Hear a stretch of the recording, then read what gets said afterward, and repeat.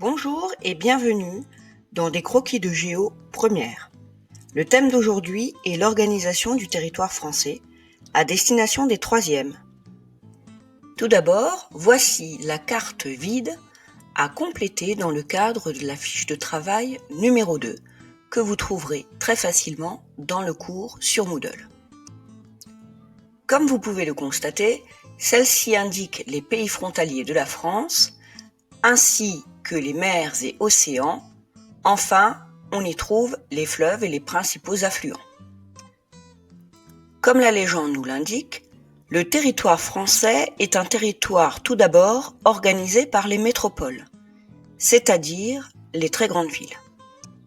Nous les représenterons par un figuré ponctuel rouge de taille variable, plus grand pour la capitale du pays, Paris, et plus petit pour les métropoles régionales. À vous.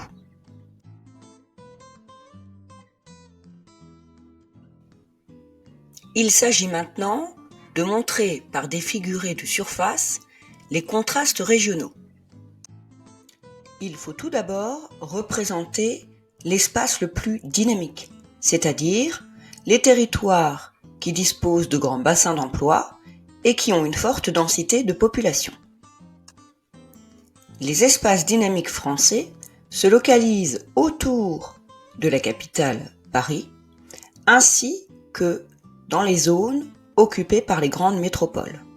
On y retrouve le nord de la France, le bassin alsacien, ainsi que le territoire de l'ouest au sud-est de la France en passant par la région de Toulouse.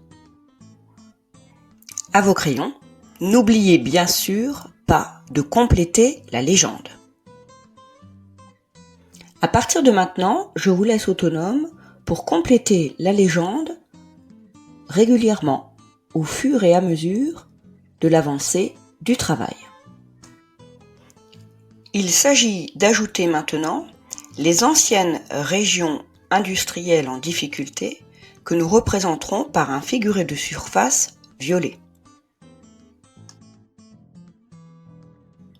Le troisième type d'espace à placer sont les espaces ruraux isolés dont on a parlé dans le chapitre précédent. On va y apposer une couleur verte. Vous reconnaissez sans aucun doute la diagonale des faibles densités.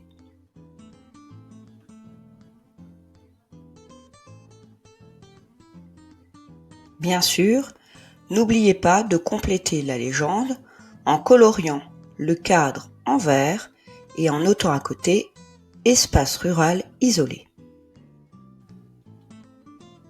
Enfin, avec un figuré de surface rose, nous allons montrer les territoires lointains et isolés que sont les DROM, départements et régions d'outre-mer. Pour finir, nous allons renseigner la dernière partie de la légende, c'est-à-dire les éléments qui montrent que le territoire français est ouvert sur le monde. Le premier élément à représenter sont les aéroports. Bien sûr, choisissez un figuré ponctuel qui soit un carré d'une couleur. Vous n'arriverez sans doute pas à réaliser le même figuré que celui-ci. Plaçons maintenant les ports par un figuré ponctuel triangulaire: Dunkerque, Le Havre, Nantes et Marseille. Reste à placer les échanges maritimes à l'aide de doubles flèches montrant l'aller et retour des produits. Les axes de communication importants par un figuré linéaire orange. Et pour finir, les fleuves navigables les plus importants par des tirets bleus que sont, entre Paris et Le Havre, la Seine, entre Lyon et Marseille, le Rhône. Vous disposez désormais d'un croquis complété ainsi que d'une légende construite afin de comprendre au mieux l'organisation du territoire français.